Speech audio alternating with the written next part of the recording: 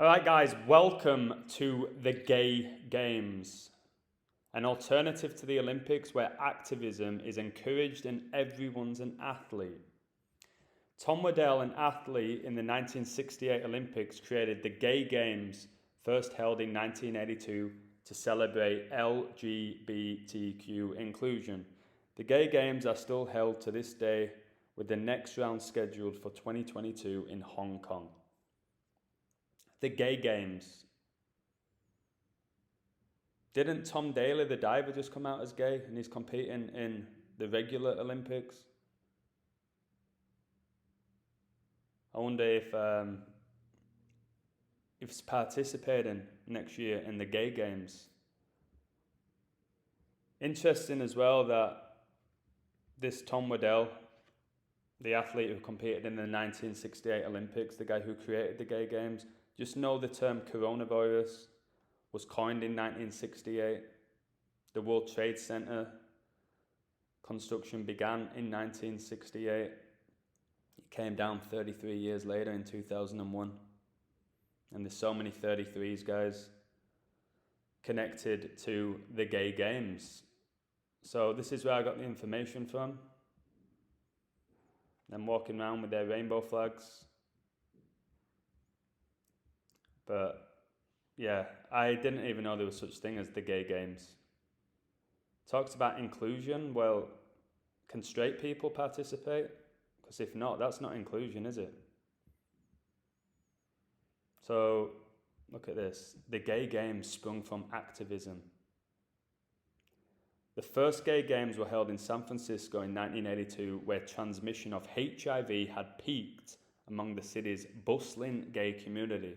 The epicenter of HIV/AIDS cases was San Francisco's Castro neighborhood, where Waddell, who was also a physician, operated a private practice. Of course he did.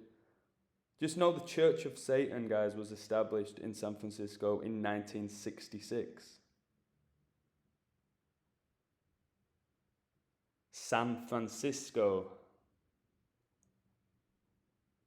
Makes me think of Pope Francis. So look at this decode, guys. So the first Gay Games took place in San Francisco in 1982.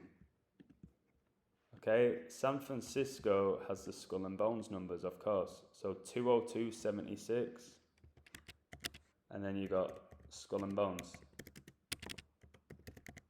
202 and 76. Not by accident.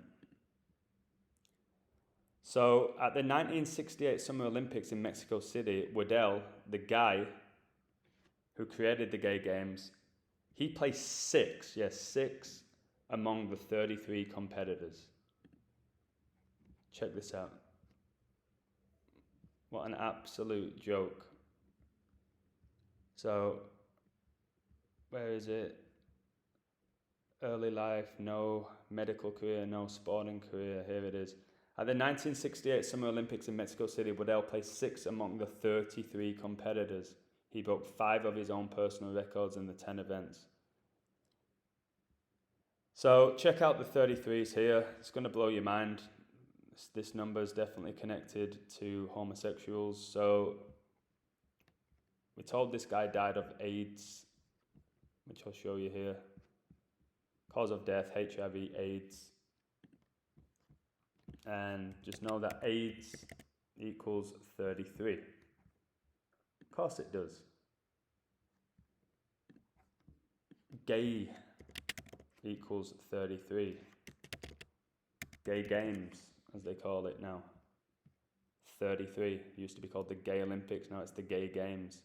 Double G, guys. You've got that big G in the middle of the Freemason logo. Not by accident. What other 33s do we have here? Activism, which was a big factor in the Gay Games beginning. Activism 33. Look at the headline here.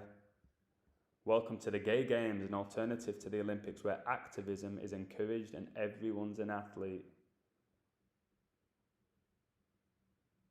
Like I said, this is not inclusion. It's the opposite. There's a big paragraph where they're talking about inclusion. Hypocrites. It's just a joke if you've got half a brain cell. Also, masonry will get you 33. And look at this, homosexual.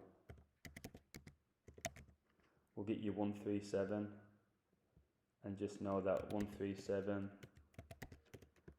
is the 33rd prime. Just undeniable. So this is an alternative to the Olympics.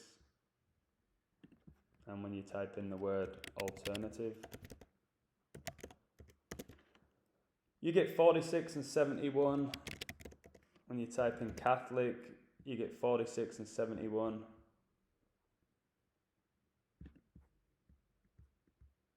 What else we got? Yeah, the next gay games will take place in Hong Kong, which will get you the 46. It's not a coincidence that Joe Biden is the 46th president of the US and all this stuff's going down. So yeah, welcome to the gay games, baby. What a joke. I can't believe it's been around as long as it has been. But of course now we're going to hear about it all the time. And guys, pushing